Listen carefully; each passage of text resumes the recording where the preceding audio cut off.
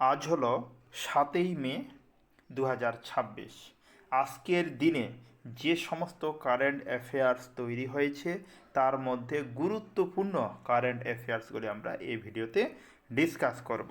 এমনকি প্রতিটি প্রশ্নের উপর ভিত্তি করে ইম্পর্ট্যান্ট ফ্যাক্ট তুলে ধরব। নতুন হয়ে থাকলে চ্যানেলটিকে সাবস্ক্রাইব করতে ভুলো না প্রতিদিনের লেটেস্ট আপডেট কারেন্ট অ্যাফেয়ার্স পাওয়ার জন্য। তাহলে স্টার্ট করি। প্রথম প্রশ্ন,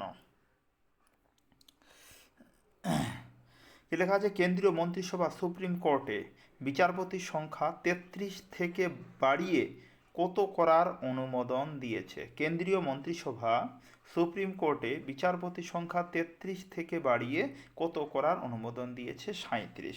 আমরা জানি যে সুপ্রিম কোর্টে মোট বিচারপতির সংখ্যা কিন্তু ছিল 33 জন। সুপ্রিম কোর্টে 33 জন বিচারপতির সংখ্যা ছিল, তার মধ্যে 3 জন কিন্তু প্রধান বিচারপতি ছিল। এখন কিন্তু মন্ত্রিসভা বৈঠকে, কেন্দ্রীয় মন্ত্রিসভা বৈঠকে বিচারপতির সংখ্যা আরও যুক্ত করা হয়েছে 4 জন, সেক্ষেত্রে 37 জন হলো। প্রধান বিচারপতিকে নিয়ে মোট সংখ্যা হবে কয়জন? 38 জন।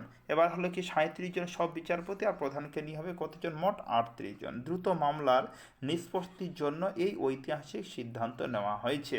যে কোনো মামলা তাড়াতাড়ি সমাপ্ত করার জন্য এই পদক্ষেপটি নেওয়া হয়েছে। নেক্সট প্রশ্ন, বন্দে মাতরমকে জাতীয় সঙ্গীতের মতো মর্যাদা দেওয়ার জন্য কোন আইনের সংশোধন করা হবে? বন্দে মাতরমকে জাতীয় সঙ্গীতের মতো মর্যাদা দেওয়ার জন্য কোন আইনের সংশোধন করা হবে? জাতীয় গৌরব অপমান প্রতিরোধ আইন। জাতীয় গৌরব অপমান প্রতিরোধ আইন 1971। এই আইনের পদক্ষেপ সংশোধন নেওয়া হবে। গুরুত্বপূর্ণ তথ্য যে বন্দে মাতরম অপমান এখন থেকে দণ্ডনীয় অপরাধ হিসাবে গণ্য হবে। প্রখ্যাত সাহিত্যিক বঙ্কিমচন্দ্র চট্টোপাধ্যায় এটি রচনা করেন। এই আইনের মাধ্যমে বন্দে মাতরমকে জাতীয় সঙ্গীতের মর্যাদা দেওয়া হবে। নেক্সট প্রশ্ন, 2026 সালের তামিলনাড়ু বিধানসভা নির্বাচনের পর কে মুখ্যমন্ত্রী হিসাবে শপথ নিতে চলেছেন? উত্তর হবে সি জোসেফ বিজয় বা থালাপতি বিজয় তামিলনাড়ুর মুখ্যমন্ত্রী পদে শপথ নেবেন। নবগঠিত তার দলের নাম টিভিকে দল নির্বাচন 108টি আসন লাভ করেছেন। তামিলনাড়ুতে বিধানসভায় মোট আসনের সংখ্যা কিন্তু 234টি। নেক্সট প্রশ্ন, খুব ইম্পর্ট্যান্ট প্রশ্নগুলি কিন্তু। প্রজেক্ট ফ্রিডম কোন দেশে শুরু হয়েছে? উত্তর হবে আমেরিকা। আমেরিকাতে শুরু হয়েছে প্রজেক্ট ফ্রিডম। গুরুত্বপূর্ণ তথ্য, কৌশলগত হরমুজ প্রণালীতে নিরাপদ বাণিজ্য নিশ্চিত করাই এর মূল লক্ষ্য। এটির টার্গেট হলো কি? যে হরমুজ প্রণালীতে নিরাপদ বাণিজ্য করাই এর কিন্তু মূল লক্ষ্য। মার্কিন নৌবাহিনী বা ইউএস নেভি সরাসরি এই অপারেশন পরিচালনা করছে। নেক্সট প্রশ্ন, প্রতিরক্ষা ও দুর্নীতি থেকে নেক্সট প্রশ্ন, ভারত কোন দেশের সাথে সিনব্যাক্স 2 সামরিক মহড়া আয়োজন করেছে? কম্বোডিয়া। রিপিট করছি, ভারত কোন দেশের সাথে সিনব্যাক্স 2 সামরিক মহড়া আয়োজন করেছে? কম্বোডিয়া। গুরুত্বপূর্ণ তথ্য, এটি ভারত ও কম্বোডিয়ার মধ্যে দ্বিতীয় দ্বিপার্শ্বিক সামরিক মহড়া। মহড়াটি কম্বোডিয়ার কামপংস্পু প্রদেশে অনুষ্ঠিত হয়েছে। কোন প্রদেশে অনুষ্ঠিত হয়েছে? যে সিনব্যাক্স 2 সামরিক মহড়া কম্বোডিয়ার কামপংস্পু প্রদেশে এটি কিন্তু অনুষ্ঠিত হয়েছে। নেক্সট প্রশ্ন,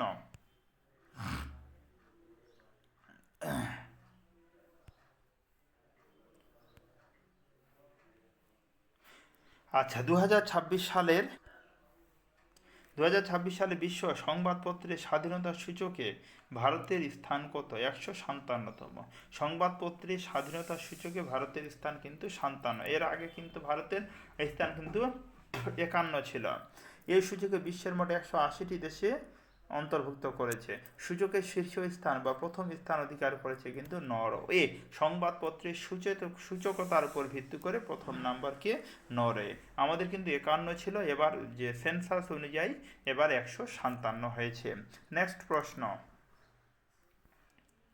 2026 সালে কোন দুই ভারতীয় সাংবাদিক পুলিৎজার পুরস্কারে সম্মানিত হয়েছেন? উত্তর, আর কে আনন্দ ও সুপর্ণা শর্মা। আচ্ছা, বিশেষত গভীর অনুসন্ধানী প্রতিবেদনের জন্য তারা এ পুরস্কার পেয়েছেন। সাইবার জালিয়াতি রোখার জন্য গভীর অনুসন্ধান করার জন্য এ পুরস্কার তারা পেয়েছেন। এটি বিশ্ব সাংবাদিকতার অন্যতম শ্রেষ্ঠ ও মর্যাদাপূর্ণ সম্মান। নেক্সট প্রশ্ন, উত্তর পূর্ব ভারতের প্রথম পূর্ণকালীন সদস্য কে নিযুক্ত হলেন? উত্তর পূর্ব ভারতের প্রথম পূর্ণকালীন সদস্য কে নিযুক্ত হলেন? ডক্টর জরাম ওনিয়া। কে নিযুক্ত হলেন? ডক্টর জরাম ওনিয়া। তিনি অরুণাচল প্রদেশের বাসিন্দা এবং নিশি সম্প্রদায়ের প্রথম নারী পিএইচডিধারী। কে? নিশি সম্প্রদায়ের প্রথম এই ব্যক্তি যে পিএইচডি ডক্টরেট ডিগ্রি করেছে, নাম ডক্টর জরাম ওনিয়া। ভারতের প্রথম রূপান্তরকারী এম্পায়ার কে হলেন? উত্তর হবে ঋতিকা শ্রী। এর আগের দিনও আমি কিন্তু এটি বলেছিলাম যে ভারতের প্রথম রূপান্তরকারী এম্পায়ার কে হলেন? ঋতিকা শ্রী। তিনি তামিলনাড়ুর বাসিন্দা। এটি ভারতীয় ক্রিকেটে একটি ঐতিহাসিক ঘটনা যে ভারতের প্রথম রূপান্তরকারী এম্পায়ার হলেন ঋতিকা শ্রী। নেক্সট প্রশ্ন, ভারতের প্রথম মিষ্টি জলের মুক্ত চাষের ক্লাস্টার কোথায় স্থাপন করা হয়েছে? উত্তর হাজারিবাগ, ঝাড়খণ্ডে স্থাপন করা হয়েছে। এটি কেন্দ্রীয় সরকারের PMMSY প্রধানমন্ত্রী মৎস্য সম্পদ যোজনা প্রকল্পের অধীনে তৈরি হয়েছে। এই ক্লাস্টার তৈরিতে 22 কোটি টাকা বিনিয়োগ করা হয়েছে। কি? মিষ্টি জলে মুক্ত চাষের ক্লাস্টার এখানে তৈরি করা হয়েছে হাজারিবাগ, ঝাড়খণ্ডে। কত কোটি টাকা খরচা হয়েছে? 22 কোটি টাকা এটিতে কিন্তু খরচা হয়েছে। নেক্সট প্রশ্ন, হান্তা ভাইরাসের প্রধান বাহক কে? উত্তর হবে ইঁদুর। হান্তা নতুন একটা ভাইরাস খুঁজে পাওয়া গেছে, হান্তা ভাইরাসের প্রধান বাহক কে? ইঁদুর। এটি একটি জেনেটিক রোগ যার মৃত্যুর হার 40% পর্যন্ত হতে পারে। 2035 সালের মধ্যে বিশ্বের দ্রুততম বর্ধনশীল শহর কোনটি? উত্তর হবে বেঙ্গালুরু। 2035 সালের মধ্যে বিশ্বের দ্রুততম বর্ধনশীল শহর কোনটি? বেঙ্গালুরু। অক্সফোর্ড ইকোনমিক্সের রিপোর্ট অনুযায়ী প্রযুক্তি শিল্পের কারণে এই দ্রুত উন্নয়ন হয়েছে কি? বেঙ্গালুরু শহর। নেক্সট প্রশ্ন, 2026 সালের উবের কাপ ব্যাডমিন্টন টুর্নামেন্ট জিতেছে কোন দেশ? উত্তর হবে দক্ষিণ কোরিয়া জিতেছে। গুরুত্বপূর্ণ তথ্য, ফাইনাল শক্তিশালী প্রতিপক্ষ চীনকে পরাজিত করেছে।